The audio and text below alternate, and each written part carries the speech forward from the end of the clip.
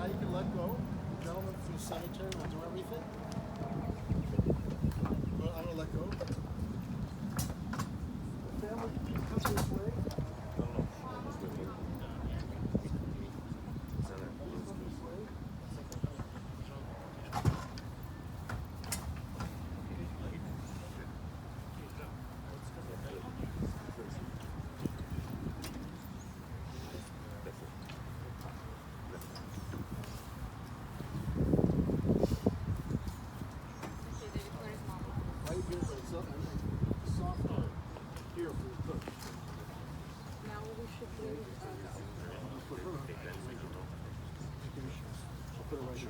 Мама, сядьте, пожалуйста, вот на это место. Здесь сядет Марк.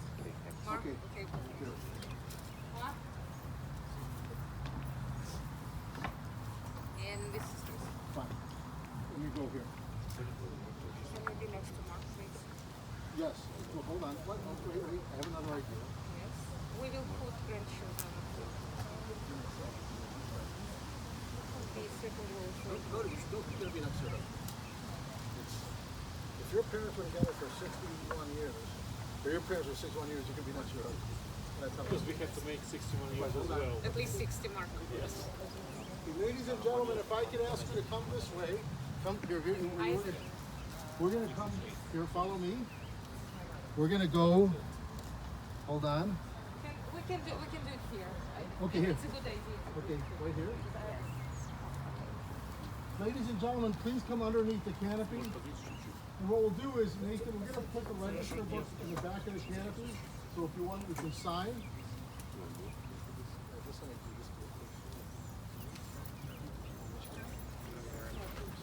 It's okay. Take it. It's important. Okay?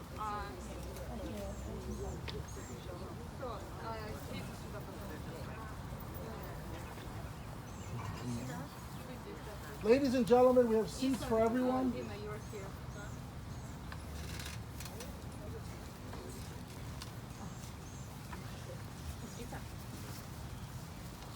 Can you pull another chair and do this? Ты можешь на этом сидеть, или можешь его присесть.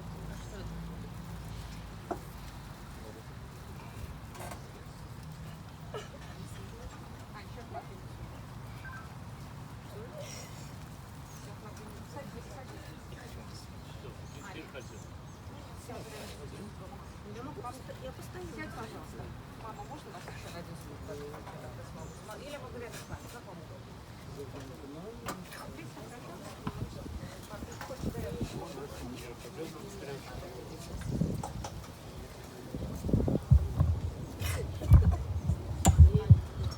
So, ladies and gentlemen, can we please pass out yarmulkes?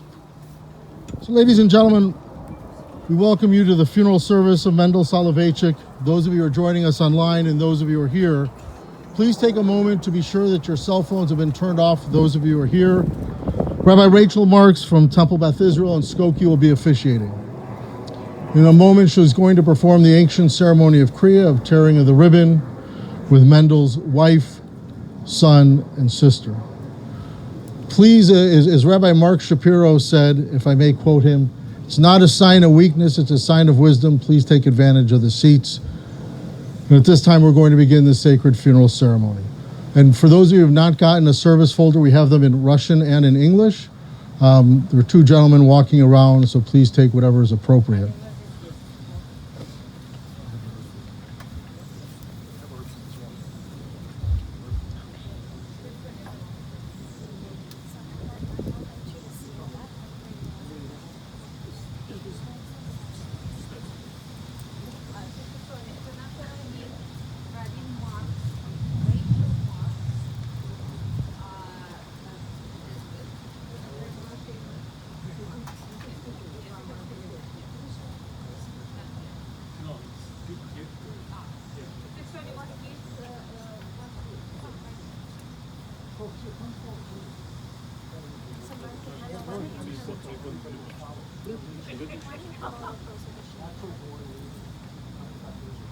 And everywhere else.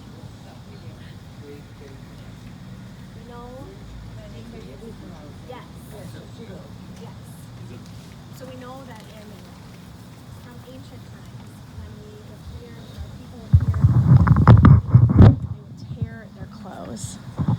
they would tear their clothes. It is a symbol on the outside of a tear in the fabric of your family and in a tear of the fabric of your hearts. So I'm going to invite you to repeat the Hebrew blessing after me, and then we'll tear the ribbons. Baruch Atah Adonai Eloheinu Melech HaOlam Dayan HaEmet. And then you can rip your ribbons and I can help you.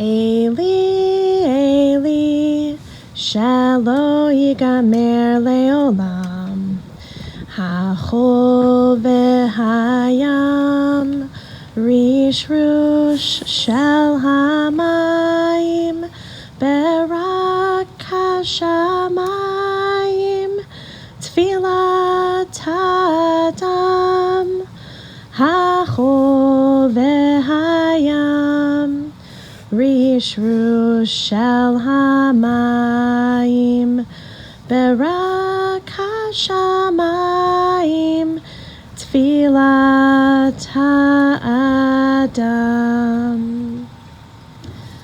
Adonai Natan va'Adonai Lakach, Yehi Shem Adonai Mevorach. God has given, God has taken away. Blessed be God's name. Mendel ben Yechiel v'Chana Meira. Mendel Soloveychik was, by all accounts, an incredible man who, against all odds, lived a happy and fulfilling life. For Mendel's life that united you, for his love which death cannot sever, for his companionship that you shared along life's path, and which continues through the tenderness of memory, for the many gifts of his heart and hands and mind that brought you so much joy, we offer thanks. For all these and more, we are grateful. In times of loss and times of pain such as this, we turn to our tradition for guidance, perhaps even for solace. Let's listen to the words of the 121st Psalm. Esa enai el heharim, me'ayin yavo Ezri. Ezri me'im Adonai, osei shamayim va'aretz. Al yitain lamot raglecha, al yanum shomrecha. Hine lo yanum velo yishan shomer Yisrael. Adonai shomrecha, Adonai tzilcha, al yad yaminecha. Yomam hashemesh lo yakeka v'yareach balayla. Adonai yishmorcha mikol ra, yishmor et nafshecha. Adonai yishmor tzeitcha uvoecha, me'ata ve'ad olam. A song for ascents. I turn my eyes to the mountains. From where will my help come?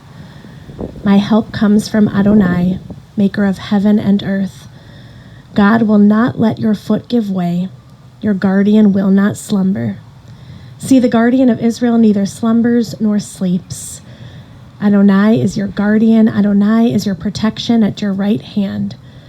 By day the sun will not strike you, nor the moon by night. Adonai will guard you from all harm. God will guard your life. Adonai will guard your going and coming, now and forever. For more generations than we can count, our people have turned to the words of the 23rd Psalm in moments of grief and moments of pain.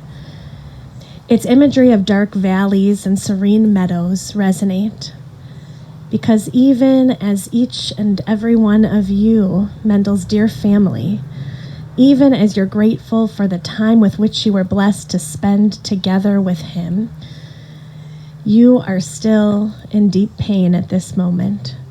And so we turn to the words of the 23rd Psalm, which remind us that none of us is ever truly alone in our pain. I'm going to recite the 23rd Psalm first in Hebrew, and then in your folders, if you have a folder that has Russian in it, we'll recite it then in Russian, and I'll count on you to do that, and then we'll recite it together in English, first in Hebrew. Adonai ro'i lo echsar, binot deshe yarbitzeni, al mei menuchot yinahaleni, nafshi yeshovev. Yancheni b'maglei tzedek lema'an shemo, gam ki elech begates al mavet lo irara, ki ata imadi. Shivtecha uminshantecha hema yanachamuni, ta'aroch lefanai shulchan neged sorarai, dishanta v'shemen roshi, kosi revaya, ach tov v'chesed yirdefuni kol yamei chayai, v'shavti b'veit Adonai la'orech yamim. Let's recite the 23rd Psalm now in Russian. Sure. Thanks, Jana.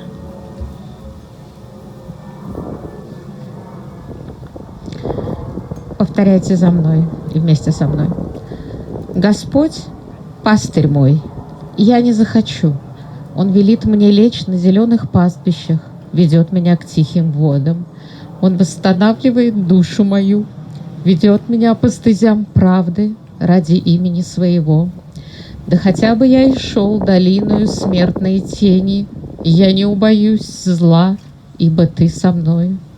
Жезл твой и посох твой утешают меня. Ты готовишь предо мною трапезу перед лицом врагов моих, умощаешь голову мою елеем. Чаша моя переполняется. Благость и милость будут сопровождать меня во все дни жизни моей, и я буду жить в доме Господнем вовеки. Now in English. The Lord is my shepherd, I shall not want. He maketh me to lie down in green pastures. He leadeth me beside the still waters. He restoreth my soul. He leadeth me in the paths of righteousness for his name's sake. Yea, though I walk through the valley of the shadow of death, I will fear no evil, for thou art with me. Thy rod and thy staff, they comfort me. Thou preparest a table before me in the presence of mine enemies. Thou anointest my head with oil. My cup runneth over. Surely goodness and mercy shall follow me all the days of my life, and I will dwell in the house of the Lord forever. Our wise teacher Kohelet, otherwise known as Ecclesiastes, teaches, a season is set for everything, a time for every experience under heaven, a time to be born and a time to die, a time to plant and a time to uproot what is planted, a time to weep and a time to laugh, a time to mourn and a time to dance, a time to seek and a time to lose, a time to tear and a time to sow, a time to keep silent and a time to speak. Now is the time for speaking. We'll hear sacred words of memory from many members of Mendel's family. We'll begin first with his son, Mark.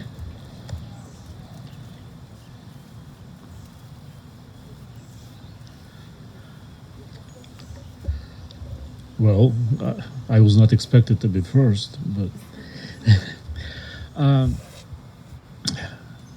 yesterday we had a dinner in our house for immediate family, and that's fine. And we try to remember, and each of us try to remember what quality or my dad was the most important for each of us.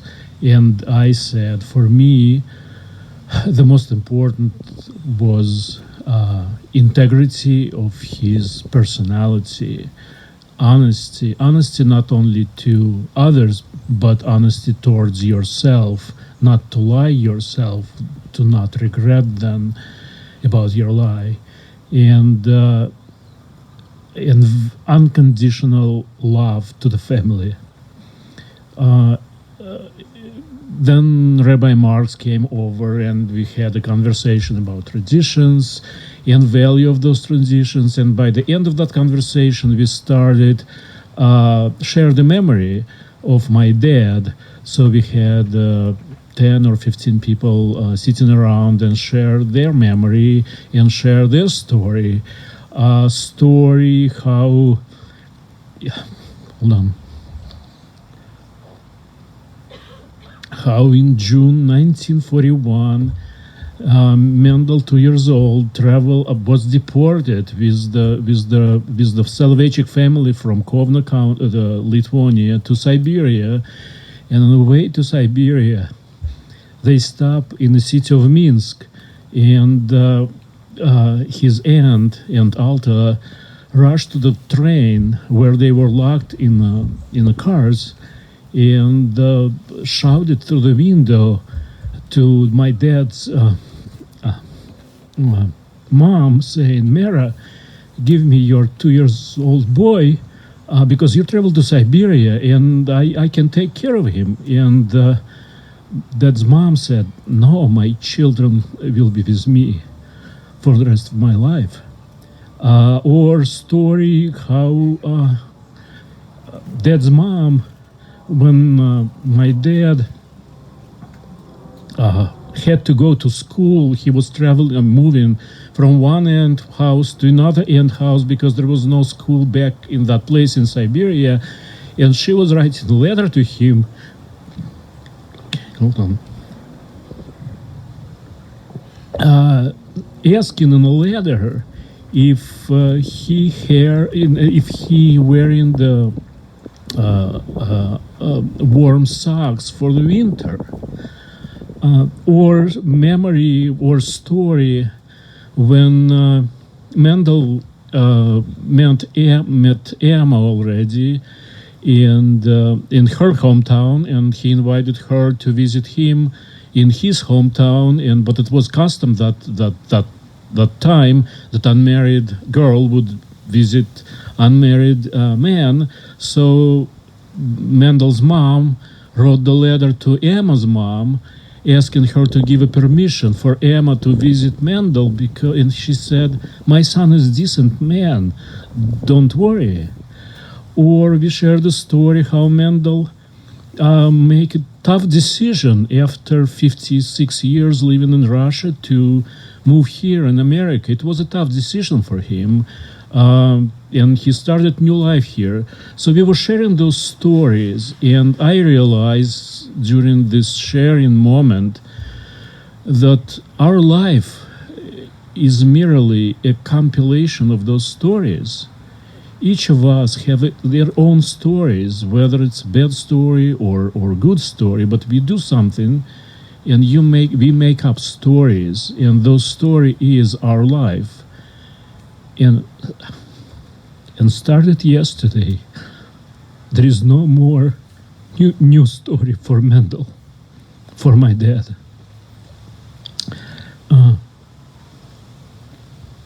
So I have to take responsibility now to take his story and carry them to my children, and let them to carry his story to their children, because those story, that is what keep and make our family as the family.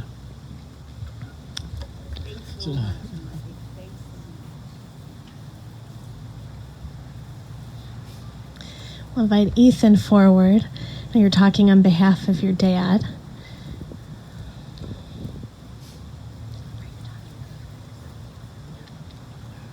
And on his own behalf.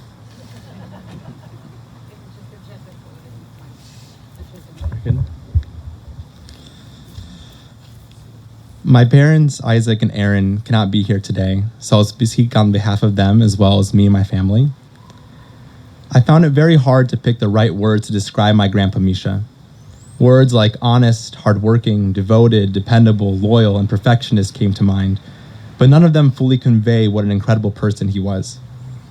He's one of a kind and truly one of the most admirable men I had ever met. Grandpa Misha was someone who loved to capture moments. He meticulously journaled his travels, family gatherings, and even the weather every morning. When my brother Isaac and I went on trips with our grandparents, my grandpa made us use an audio tape recorder to record the guide speaking, just in case we wanted to refer back to what we had learned. During COVID, he kept a running list of all the cases around the country so he could track the trends and progressions himself. He was a collector of stamps, coins, records, newspaper clippings, and family artifacts. Yet his most treasured collection were his family photos. I'm sure that if he saw all of his loved ones gathered here today, he would insist on taking a photo to capture this moment. To my grandpa, photos were the gateway to stories and memories.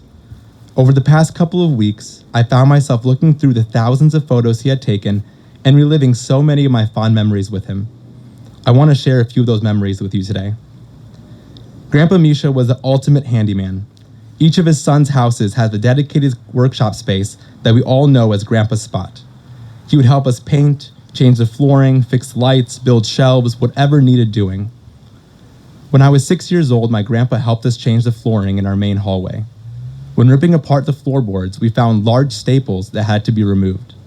My grandpa was so strong and removed these staples 2, 3, 4 at a time with ease. But for me, it was a tough feat. I tried and tried to remove one, but no matter what I did, it wouldn't budge. At one point, my grandpa even joked that he would give me $20 if I can get one staple out of the floor. Eventually, with a useful physics lesson from my grandpa, I used a hammer for leverage and removed the staple. I will never forget the feeling of presenting the staple to him. I wanted to be just like him, and in that moment, I felt on top of the world. He laughed, smiled, gave me a pat on the back. I could see in his eyes how much my resilience and determination meant to him. One picture I came across was of a group of Grandpa's family and friends. In the middle of the photo, my grandpa was tending to a fire. Many of us remember his love for bonfires. For him, evenings with friends and family eating his signature baked potatoes embodied many of the aspects of life he cherished most. When making a fire, Grandpa would build a teepee carefully and with intent. He taught his sons and grandchildren how to collect sticks, chop wood, and build a proper fire. He would tell us that a fire should be lit using only one match. He was never wasteful and always left places cleaner and better than he found them. My dad recalls a story of a time when he and my grandpa were making a fire in the woods behind the Volga River. It was a rainy day and pretty unsuitable for building a fire. My grandpa told Vitaly, in his calm and level-headed tone, "It is easy to tend a fire when the weather is dry and hot, but you should be able to tend a fire even when it's cold and wet." Just like my grandpa would tend to his fires, he would tend to his family and friends. He was always there when you needed him most and would lend a helping hand expecting absolutely nothing in return. There are so many more memories I wish I had time to share. Memories from over 15 family trips together, building cars for the Pinewood Derby, watching his pure elation when his favorite team, the Chicago Blackhawks, won his first Stanley Cup in 50 years, and then again and again. Creating errands in closed bed, building Dina and Colin's chuppah for the wedding, the list goes on and on. What all my memories of my grandpa have in common is that in all of them, he was trying to instill his morals, values, and beliefs. When pushing me to pull out the staple when I was 6 years old, he was teaching me how to be determined and resilient. When educating his grandchildren on how to make fires, he was teaching us how to be intentional and resourceful. When showing my dad that it was possible to tend a fire in bad weather, he was teaching him how to push through tough times and stay focused. When cheering on the Blackhawks through years at the bottom of the standings, he was teaching us loyalty. In his final days, my dad asked Grandpa Misha, "What is a wish or a piece of wisdom you would like to pass on to your grandchildren and great-grandchildren?" My dad suggested health, happiness, love. My grandpa took a long moment to think and mull it over. Finally, he said, "Love, happiness, and success were all too obvious. Instead, he wished we would survive and persevere through any difficult situation. Till the last day, he was passing down his lessons and wisdom." All these moments he created and captured have helped make his children and grandchildren into the people we are today. I see my grandpa every day in my dad's love for family, Mark's integrity, Dina's intellect, Leah's kind heart, and Isaac and my loves for sports. He was so proud of all of his kids, grandkids, great-grandchildren, and would always beam with pride when celebrating our B'nai Mitzvahs, weddings, and Jewish traditions. His spirit truly lives on in each and every one of us. The last thing I would like to share is that yesterday I rewatched a video of my grandpa's 50th birthday party. Everyone went around and said nice things, much like we were doing today. At the end of the round of toasts, my grandpa was asked to speak. He said, "Now let's drink to my wife Emma, because all the qualities that have been said about me equally apply to her." Grandpa Misha loved his wife so very much, and they truly were inseparable for the past 61 years. All of the memories and moments I have mentioned would not be possible without my grandma by his side, and I know he would like me to mention that today. My parents are currently in rural Alaska, surrounded by magnificently tall and strong trees. They learned that those trees not only have roots going deep into the earth, but also spread wide and interconnect with neighboring trees, creating a large web of roots. My grandpa's roots spread just as far and as wide as those trees, and although his tree has fallen, his roots remain. Grandpa, we love you so much, and we will live by your example every single day. Thank you so much.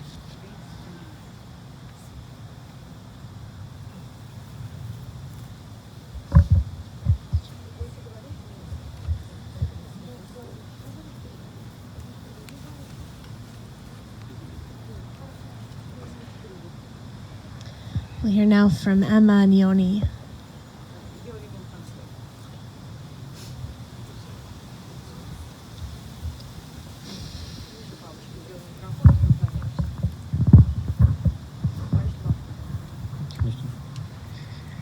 Дорогие мои родные, дорогие друзья, сегодня мы провожаем самого любимого, самого хорошего, самого доброго. Это единственный человек в моей жизни, с которым я прожила 61, почти 62 года, с которым мы знакомы еще плюс 4 года. То есть вся моя жизнь связана с ним. Я многих встречала на своем пути, но таких честных, трудолюбивых, любящих жизнь, любящих все вокруг, это единственный человек. Можете мне поверить, что то, что он сделал, и то, что он оставил такой след в своей жизни, все мы будем очень хорошо помнить. Я сейчас провожаю человека, с которым всю жизнь моя связана. Я все отдала. У нас хорошая, прекрасная, очень дружная семья, чему я очень рада. Я приложила очень много сил для того, чтобы он жил еще. Но так случилось, беда, и он ушел из жизни. Но все мы, дети, внуки, правнучки мои любимые, они будут помнить все то добро, которое он нам оставляет. Очень много чего он смог сделать за это время. Он прожил хорошую жизнь. И я думаю, что он ушел, и он рад бы был, если бы он вас всех видел и чувствовал то, что мы все его любим, любили, будем любить, будем вспоминать только добром, только хорошим. Получили очень много соболезнований. Вы можете представить, около 300. Многие наши друзья из Самары, из Нью-Йорка, все только хорошим. Таких людей, как Миша, который мне дал тоже жизнь такую хорошую, мы будем всегда помнить. Спасибо вам всем.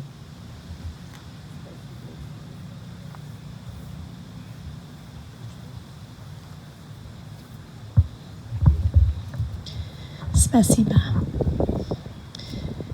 Yoni, do you want to come forward? First, Jana.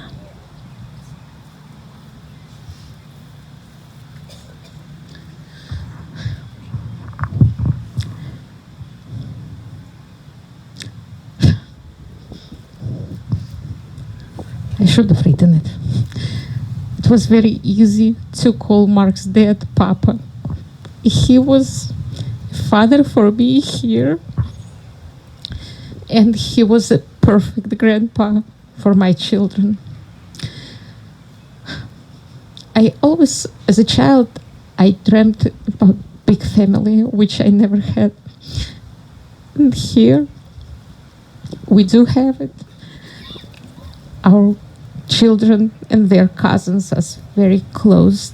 Mark and his brother, we are one big family.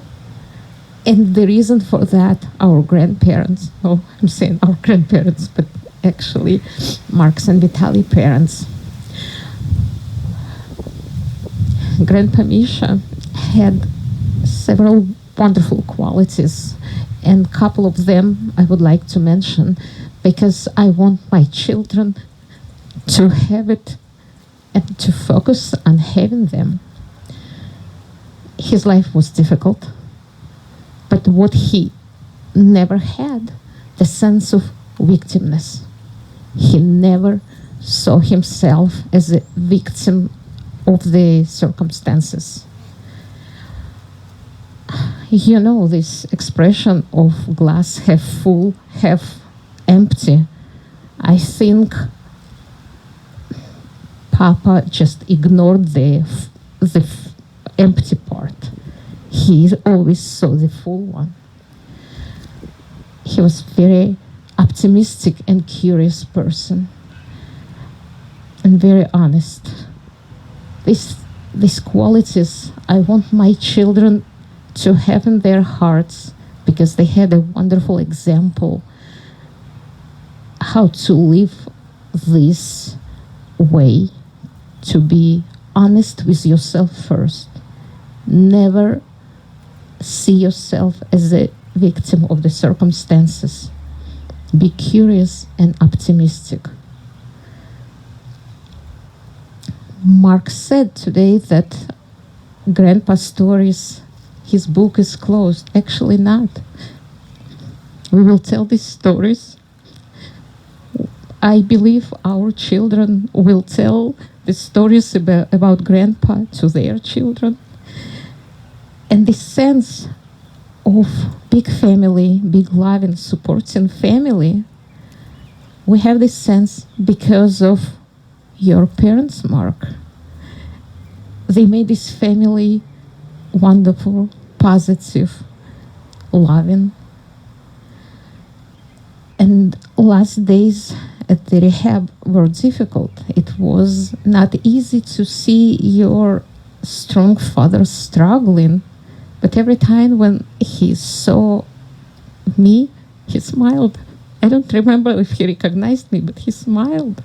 Probably he recognized that something good is entering the room. And yesterday, when we watched this slideshow about his 80 years of life, this is the man that we will remember. Not the face that struggled and had this pain, but the person who we know as a curious, strong, smiling. And his book may be finished, but not untold yet. We will tell it. We not just loved Dedushka, we will love him. We will keep him in our hearts. And may his memory will be for a blessing.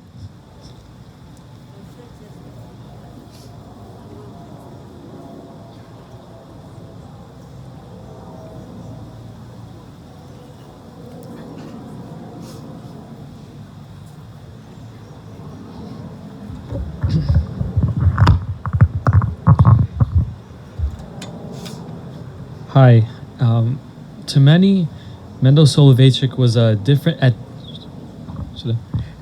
times a different face, a dad, an uncle, a friend. Personally, I had the immense privilege and blessing of calling him my grandpa. I have known Dedushka Misha literally from the second day in this world, and have spent countless moments with him and in his final days and hours beside him. And I could sit here and recount for hours the memories that I have of him, but instead I'd like to talk about the things that stick out to me most from Dedushka Misha's special life, the things that I always and will always attribute to his name. He was a very curious and knowledgeable person. He painted, built, read, wrote, collected, took photos, studied, and did it all with the burning passion that he strived to instill in me and everyone he knew. I remember when at about 10 years ago, Delushka Misha decided to hang up a bar in his bedroom to do pull-ups on at 75 years old. My grandpa was always sentimental and affectionate. Wherever he went, he took pictures of everyone and everything, labeled them, and emailed them to all his friends and relatives. Around Babushka's apartment, you could always find newspaper cutouts, cassettes from 40 years ago, and tons of pictures, notes, and other mementos from his life. Finally, Delushka Misha had an ironclad character and sense of morals. He worked strenuously, lived honestly, and loved his close ones. Trust me, a brisk but austere glance from him could easily put the most arrogant, self-centered person in his place. I learned from him never to walk with your hands in your pockets, to have a firm handshake, and always to give your seat up on the bus for those who may need it more, literally and figuratively. Most importantly, he taught me the value of patience. I never understood it until recently, but looking back on it, he was the first person in my life truly capable of maintaining a balance of loving life while nonetheless being able to appreciate its often still nature. I am so blessed to have had the opportunity of having Delushka Misha as my grandfather of 16 years. Oftentimes in books and television we are taught what not to be: cowardly, cynical, spiteful, ignorant. Thankfully, I can tell you that Delushka Misha, and he is one of the only people I can truthfully say this about, was a man of courage, of unrelenting patience, of probity, and most of all of decency. I truly hope that each of us is able to, moving forward, keep him not only in our hearts as a dear memory, but also in our minds, continuously and daily, as a profound example of how we should live our lives.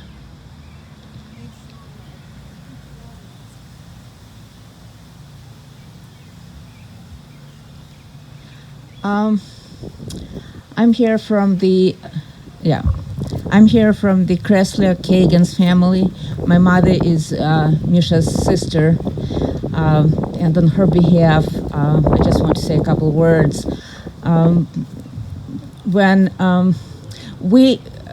Personally, I didn't know Misha and the family that much because we lived in the different cities. We didn't see each other. So when my mother finally said that it's time for Misha's family to come to United States, that was the deal. And they came in 96, right? 95. They came, and that was the best holiday day for my mother when Misha's family finally was together. Because for her, all her life she lived separately from her parents, from Misha and his family. So finally the two families were reunited, and that was a big celebration. And for me it was a moment to learn about Misha, learn his character, learn the new family, which was a big eye-opener, that we have such a loving, such a warm family, and we practically didn't know each other. So what I wanted to say about Misha and about Emma, that they made their house open to everybody, very warm, very welcoming. They know a lot of people. They have a lot of family and a lot of friends.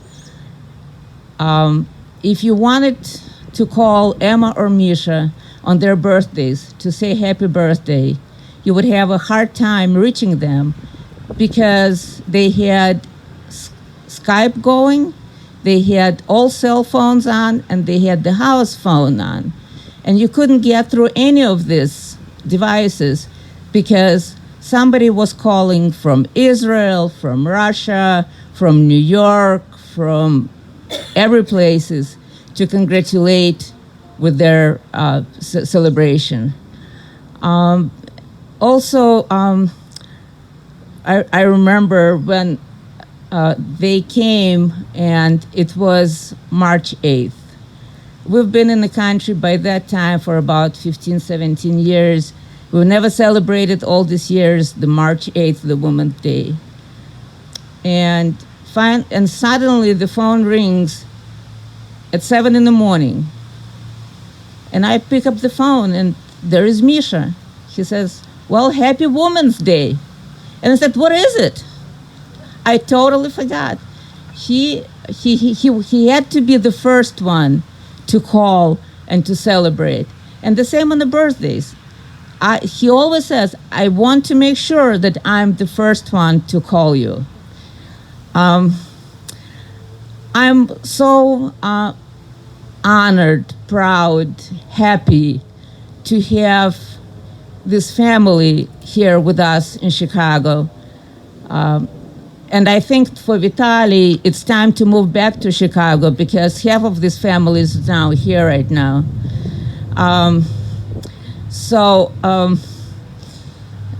This is something to celebrate. To celebrate love between Emma and Misha. It's a great example of love. It's a great example of how to take care of each other. It's a great example how to raise your children, how to influence, how to teach them. And they taught mostly with their deeds, not especially with the words. So thank you so much for taking care of Misha. My mom always says that you are the strongest woman in the world. So take care. Thanks.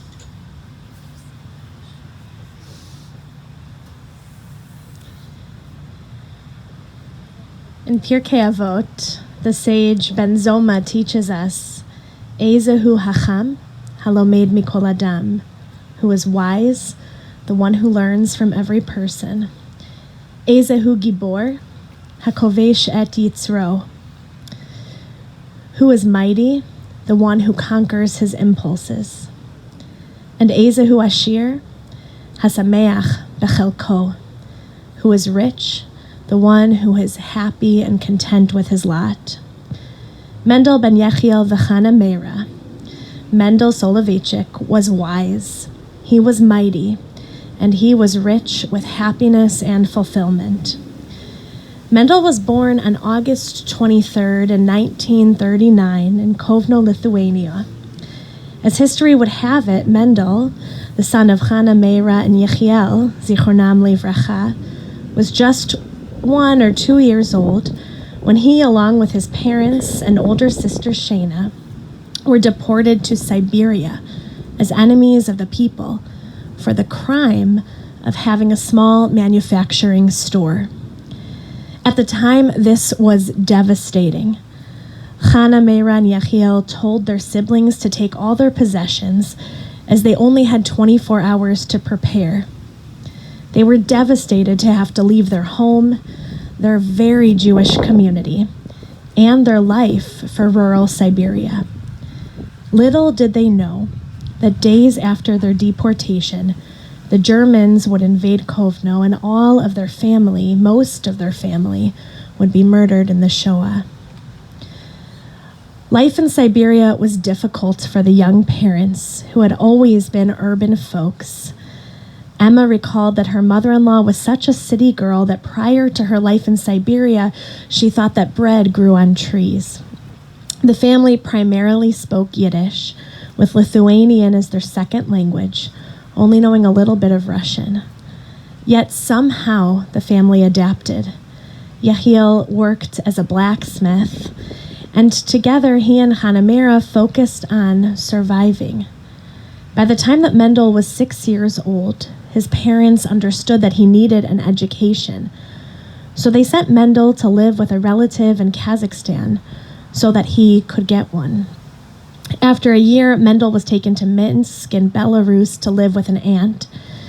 And from the time that he was 7 until he was in 7th grade, Mendel slept under a table in his aunt's modest home while going to school to receive an education. When he was old enough to live in the dorms, a room with 40 boys, he was the only one who would stay in to study. 39 of them went out, and he was in the dorm studying.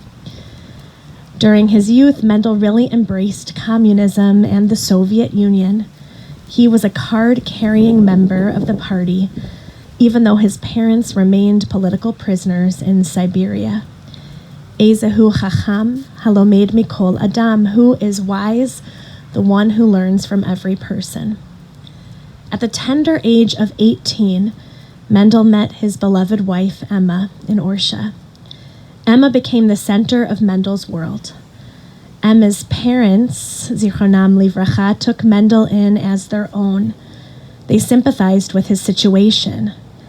Though Yechiel and Chana Meira attempted to escape on occasion, it wasn't until after Stalin's death in 1956 that they were able to leave Siberia and were reunited with Mendel.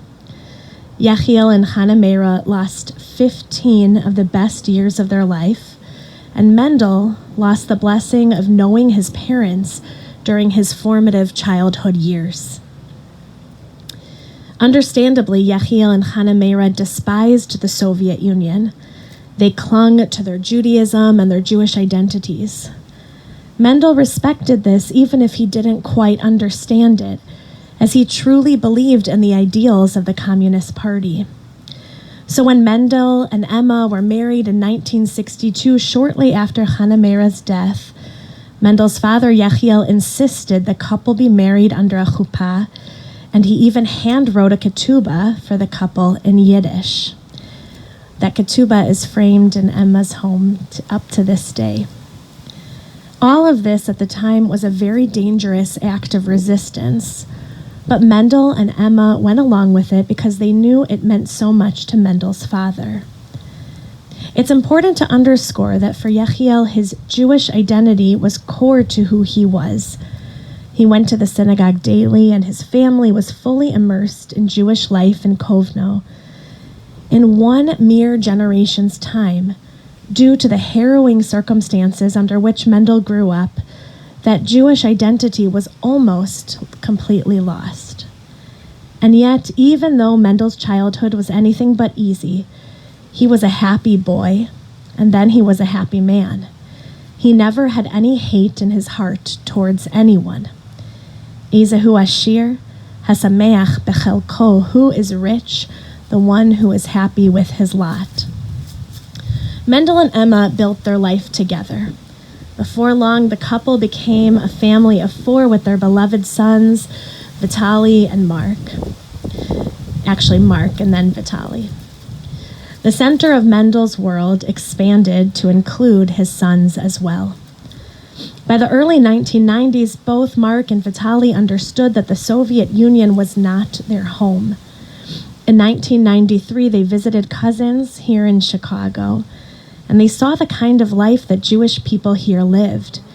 They saw how Jews in America were able to keep their traditions, and they juxtaposed that with how their Jewish identities in the Soviet Union had been virtually erased. Mark and Vitaly were set on immigrating to America and settling in Chicago, and they wanted their parents, Mendel and Emma, to join them. This decision was beyond difficult for Mendel, because he wholeheartedly believed in the ideals of the USSR. In the end, though he agonized over the decision to leave, he knew in his heart that he loved his family more than anything else. So he chose to come to America at the age of 56, and he never looked back.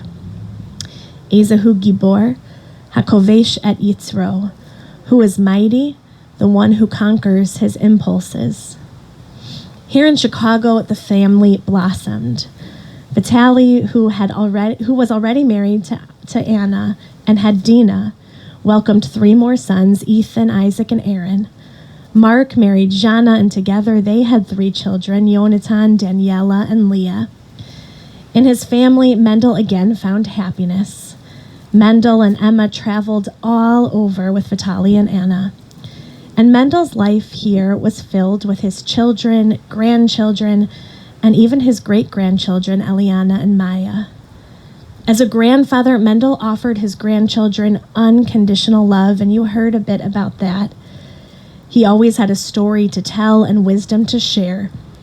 He appreciated the simple pleasures, apples cut into slices, his morning walks along the same path looking at Lake Michigan, his many collections all meticulously detailed and organized. He wasn't the kind of grandfather who was only there to play with the grandchildren, though he did plenty of that. He was there to teach a lesson. Mendel was a civil engineer in Russia, and so in his life here, he worked with his hands, always helping his children and grandchildren with all kinds of projects. And he passed those skills to his children and grandchildren. Mendel's family feels so grateful to be able to look at their homes and enjoy all of the things that were built and enhanced by his hands. Mendel didn't grow up with much guidance, so once he had the time to spend with his grandchildren, he gave them the guidance he longed for in his own childhood. He gave his children and his grandchildren the roots he longed for as well. In many ways, Mendel's life here in Chicago came full circle. Here, he realized just how valuable his Jewish identity was. Here, he reconnected with that part of himself that was lost all of those years ago in Lithuania. In fact, in the Soviet Union, Mendel's name was changed to Mikhail, Misha for short. Here in the United States, he made the choice to reclaim his name, Mendel. Mendel loved Yiddish songs and rituals, and here he was able to make up for the 50 years that he had lost as a Jew. At family smachot, at all the happy occasions and gatherings, there were always tears of happiness in Mendel's eyes. And I was blessed to witness those tears as Daniela became bat mitzvah just last year. And yet not all was lost in those intermediary years of his life. The through line for Mendel was that whatever he did it with his whole heart. So he believed in communism and he connected with his Judaism. He was loyal, he was upright, he was honest, he didn't even know how to tell a lie. He was a man of great integrity. He never settled for anything less than what he believed to be right, and above all else, he valued his family. Mendel's incredible family already misses him dearly, and at the same time, you know that his memory will be an abiding blessing. We pray now that Mendel will be at rest, that he'll be free from pain, as his soul is bound up in eternal life. I invite you, if you're able, to please rise.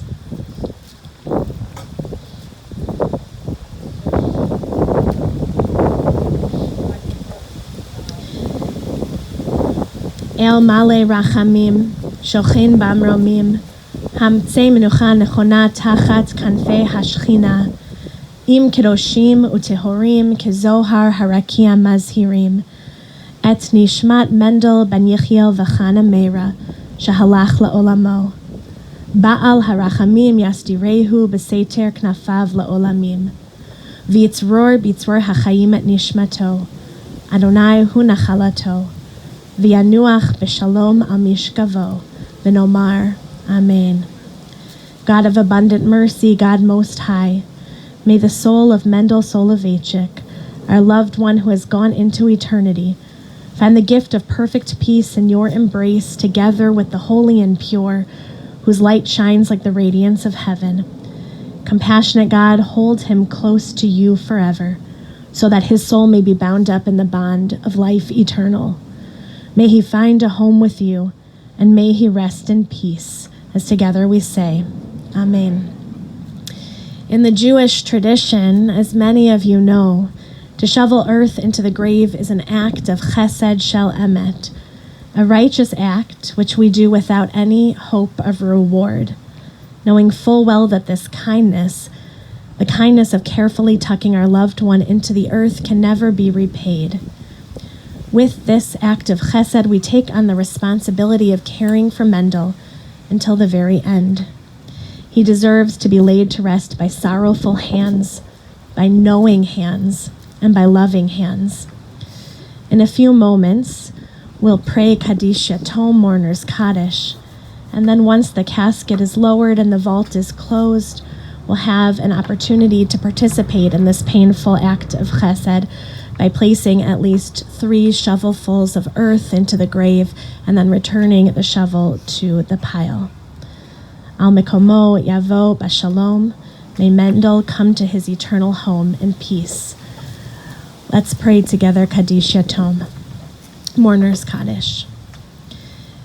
Yitgadal v'yitkadash shemei Rabbah, ba'alma divra chirutei v'amlich malchutei, b'chayechon uv'yomechon, uv'chaye dechol beit Yisrael, ba'agala uv'izman kariv v'imru amen. Yehei shmei Rabbah mevarach leolam ulamei almaya, yitbarach v'yishtabach v'yitpa'ar v'yitromam v'yitnaseh, V'yit Hadar, V'yit Ale, V'yit Halal, Shemei Dekudesha Barichu, La'ela Min Kol Birchata V'Shirata, Tushbechata V'Nechemata, Da'amiran B'Yalma V'Imru, Amen. Yehei Shlama Rabba Min Shemaya, V'Chaim Aleinu V'Al Kol Yisrael, V'Imru, Amen. Osei Shalom B'Imromav, Hu Ya'asei Shalom, Aleinu V'Al Kol Yisrael, V'Imru, Amen. Achat sha'alti me'et Adonai, otavakesh. Achat sha'alti me'et Adonai, otavakesh. Shivti beveit Adonai,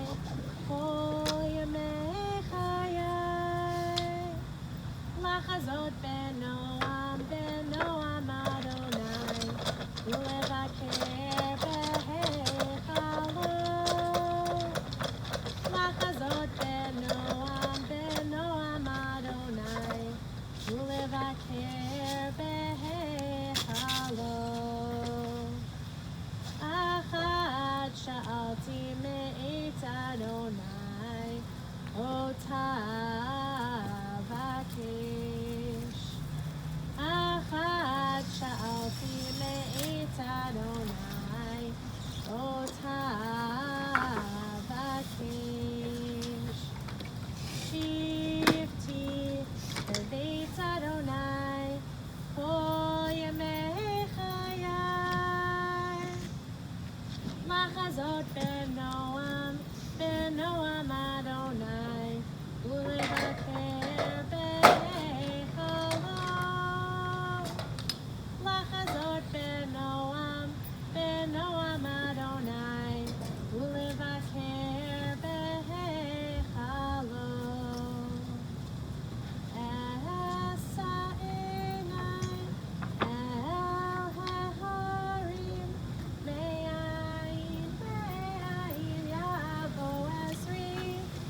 Esa einai el haharim, me'ayin yavo esri. Esri im Adonai, oseh shamayim va'aretz.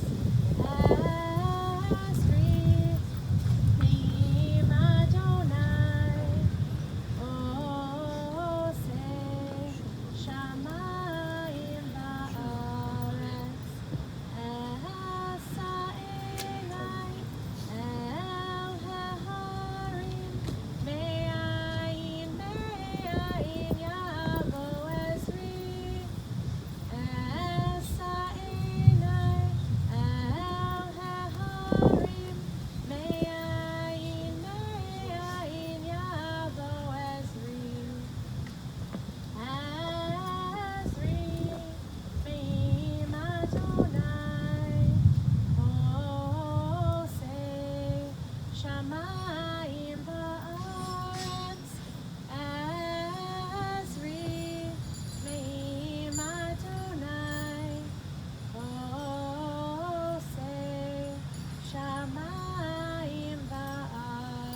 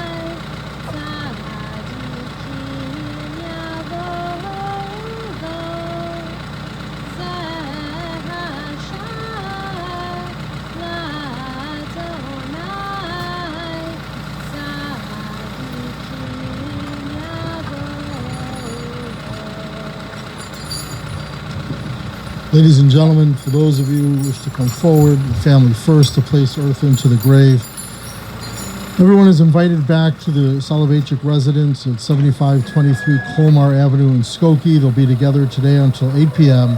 There will be a minyan at 7 p.m. And then at the Soloveychik residence, at Mrs. Soloveychik's residence, at 5225 North Kenmore Avenue in Chicago. It'll be Thursday, Friday, Sunday, and Monday from 2 to 6. That information is on the service folder. Also, memorial contributions to the Angelman Syndrome Foundation. All that information can be found on the folder. For those of you who are joining us online, that information can be found on the website. This concludes the service portion. We are going to keep the live stream on just so Vitali can watch and Anna can watch from where they are. Here, you're going to do that in a moment. Here, come this way. Yep. Here you go. Ladies and gentlemen, for those of you here, if you have not taken a moment to sign the registry, please do so. And then at the end of the service, we're going to form a shura, a double aisle over here. The immediate mourners will walk through. That's the time you may offer words of consolation, the Hamakom Yenachem, which the rabbi will lead. But we'll help you set up the line.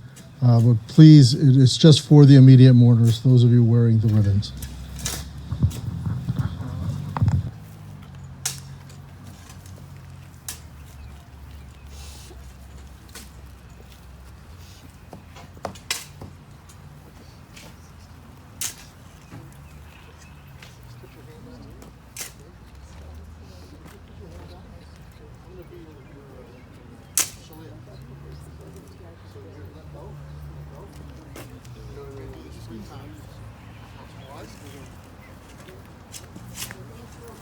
Вы можете подать с этой стороны.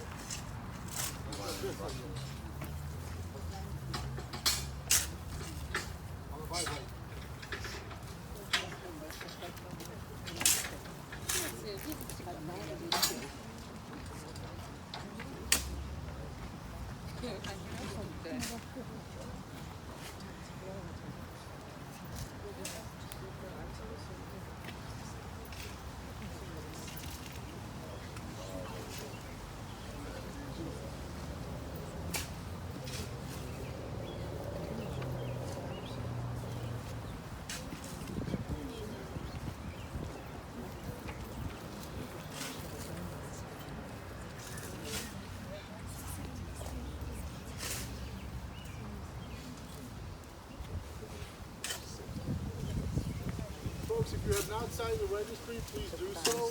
We are going to take it down momentarily.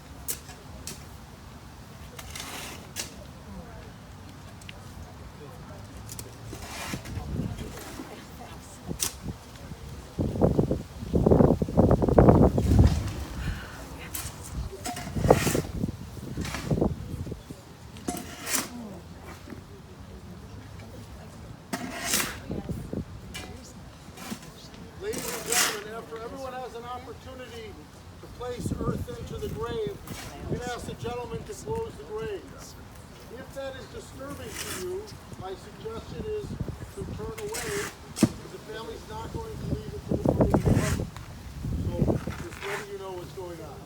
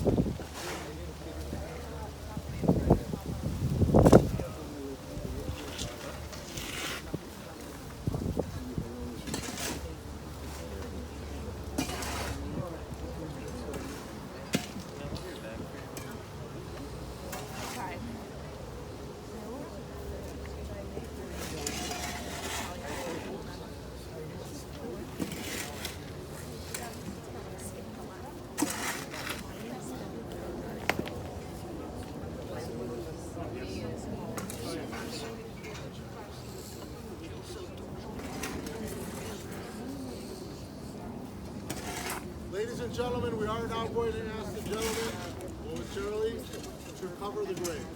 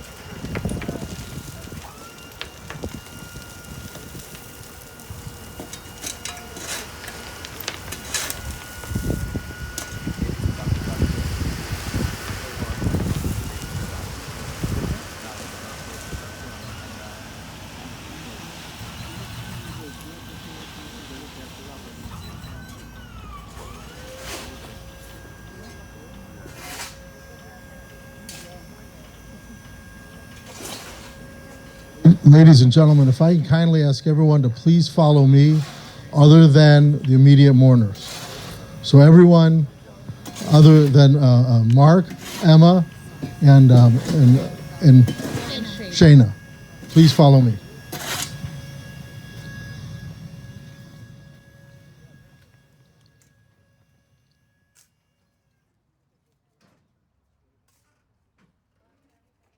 We're going to line up some people on this side, some people on this side, shoulder to shoulder.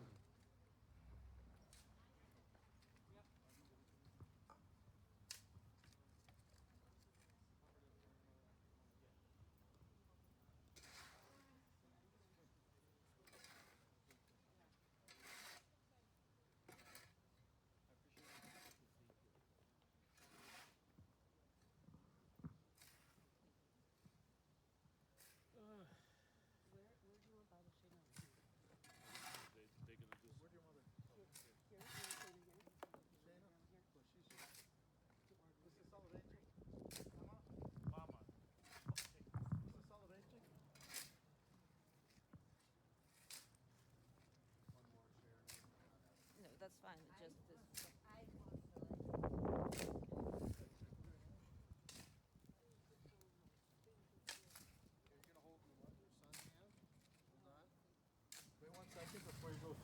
I'm going to invite everybody to repeat these words of consolation after me. Hamakom, Yenachem, Etchem, Betoch, Sha'ar, Avele, Zion, Yerushalayim. May God comfort you among the mourners of Zion and Jerusalem. Now go forth unto life. Go forth into life.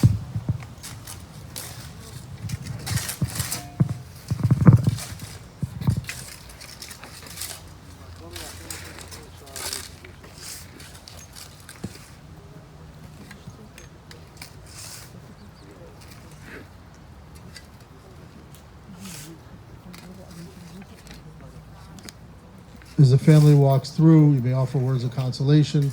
And as they go through, now the services are concluded.